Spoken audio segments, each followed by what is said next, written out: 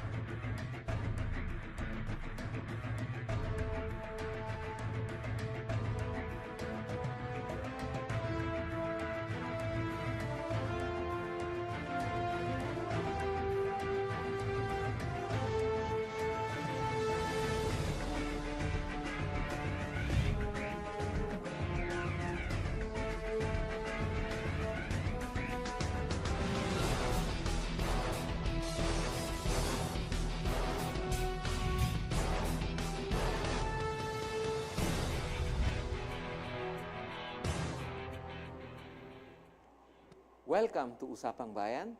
Ako po ang inyong lingkod na si George Chua. Kasama po natin ngayong gabi ang founder at chairman na nabalitaan yung parang ni-reactivate na political group na ang chairman ay si Mr. Butch Valdes. And ang kanilang grupo ay ang Katipunan ng Demokratikong Pilipino or KDP. Welcome to our show, Butch. Thank you for having me. You know, I know that you used to be the managing director of Carlos Valdes, which is a very famous auditing firm, no? Yes, But can yes. you tell us a little bit about your, you know, how you got involved into politics and, you know, doing a lot of advocacy work? Well, as of now, I'm not really involved yet in politics, but we have decided to get involved because of the things that we have been doing after my retirement from the accounting firm.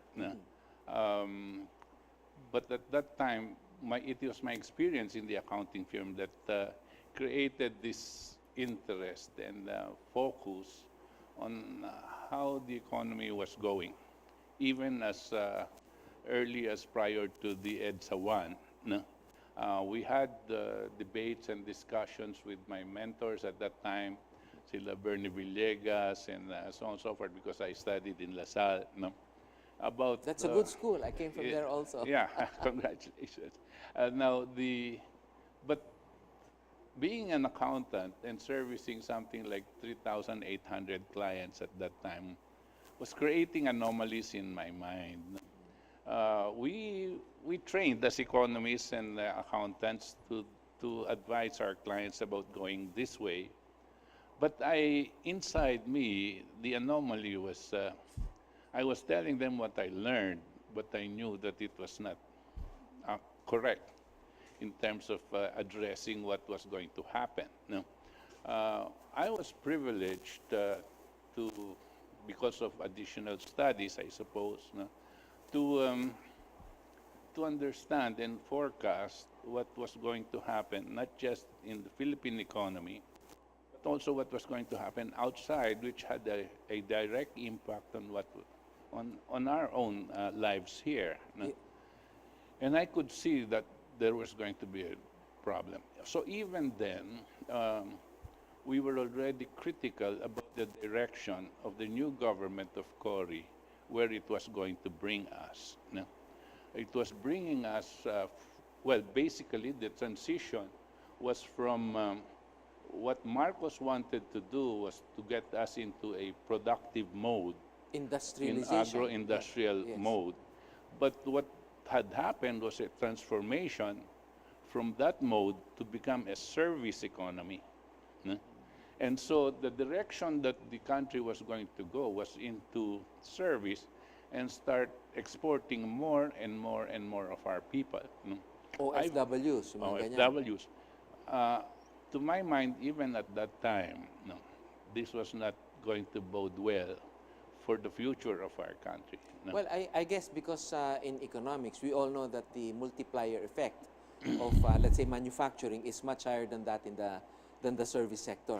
Right. And the direction that we were going, this idea of globalization, no, meant that we were going to be the world's domestic helpers, no, instead of being one The of the world's factory, producers, yeah. right? And to again, in the future, this would affect and what we have been feeling, or what I have been concerned about even as early as the 1990s, is now manifesting itself as a major problem in our But you economy. also had a chance to be of service in the government sector, no? Can you tell us a little bit about that? Well, after I thought I was just going to be a farmer after I retired from When did you retire? 1995. Oh, too early. Yeah, but you know, in accounting firm, no, it's better to retire early because you worry for 3,800 clients. So You're in short, about to have you a heart quit while you're attack. ahead. So at that time, I was pulled into government and I was placed as a undersecretary of education. No? The government of President Estrada then only had about 2 years actually. No? And yet even then, as undersecretary, I could not help but move and warn the people about our economic policy, and that the president, if I could influence them, no, at that time as Undersecretary for Education, you don't have that much influence in economic direction. But if I could, I would have, no, in terms of moving us towards the productive mode. Why did President Estrada recruit you as an undersecretary for the Department of Education? I presume it was because of my background in accountancy, and also because, of course, you know, in accountancy, we're very much concerned about the internal control, the checks and balances. And in the Department of Education, that was a major problem. No? Right.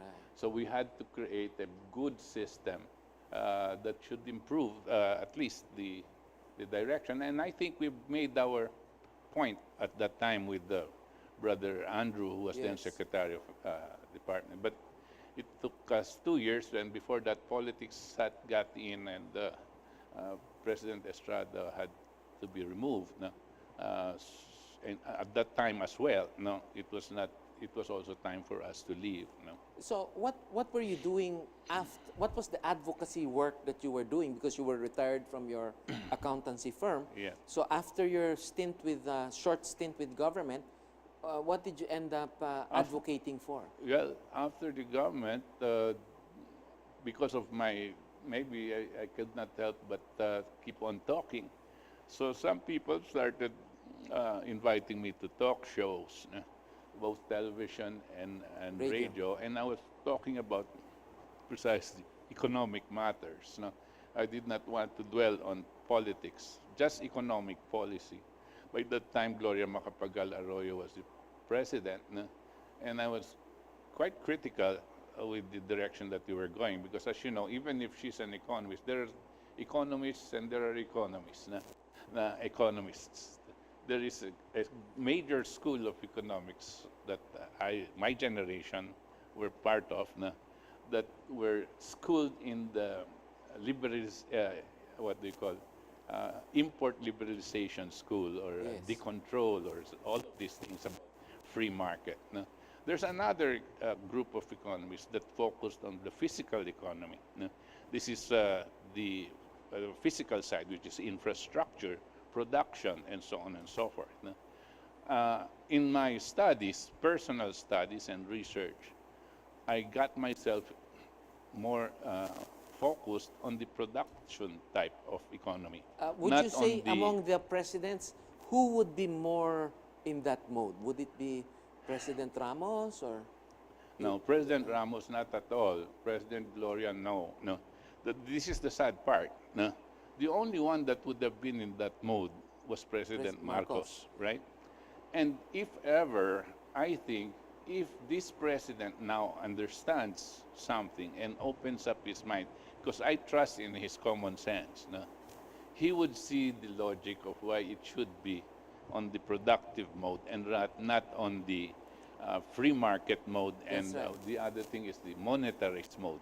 Most economies that are in the free market are generally monetarist. That means they manipulate an economy by Monetary policies. playing with the interest Yeah, rates. No? monetary.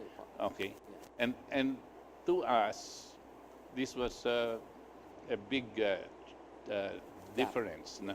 Um, and if we went into the productive mode, we would be probably, and if we follow the direction of Marcos, I'm not a political thing, but I'm just trying to figure out what he was trying to do. We would be in the same situation or even better than South Korea. For a while, we were only next to Japan, right? Yes. In yes. terms of the progress, industrialization, but we lost that lead, and Yes. unfortunately, we haven't been able to catch up, and our Right. other ASEAN countries have actually overtaken us. Yeah. Many of our economies, the free market economies that are actually burdened by their education. I call it burdened by their education. They know their logic goes into production, but their theory goes into service economy, which became a difficult thing for them. That's why, from the time of Corazon Aquino up to today, there is a deterioration of the quality of life of our Filipino people.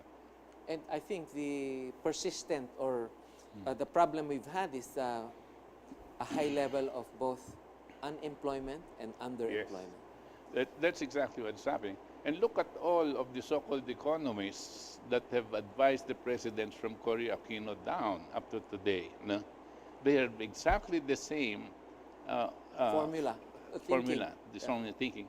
That's why the present problem now is not going to be addressed, which is the inflation, right? The high prices. It's not going to be addressed by the solutions coming from these economies. But our current president his cornerstone project is the Build Yes. program. So Yes. isn't that a sign of hope for us? It sounds right, no? But it's good that his common sense is going into infrastructure. But the way his economic advisors has pushed him into the build, they have very, not skillfully, but to me blatantly avoided the real basic infrastructure that we must go into. That is, one of that is energy. No? We must have Sufficient energy. not just sufficient, but it must be reliable and efficient, and cheap. Affordable, right? yes. Affordable. And we have always avoided the idea of nuclear energy. No? Number two, we have hydroelectric capabilities, no? Wherein all of our rivers are untapped. Many of our rivers are untapped, no, for hydroelectric energy. We have not gone into that as infrastructure. Where do we go? We go into airports. We go into roads, bridges, right? To them, that is infrastructure. No, the basic infrastructure has to be the fundamental. Supportive of an industrialized nation. Right. That if you're going to build factories and attract factories, you must have ample and cheap energy and water management. That is very important. I see. And this build project of Ben Jokno and et al., no? If you count the $8 billion that's supposed to be coming in, no, they don't have anything about energy. Okay. Well, we need to have a short break. Please stay tuned. We will be right back. Thank you.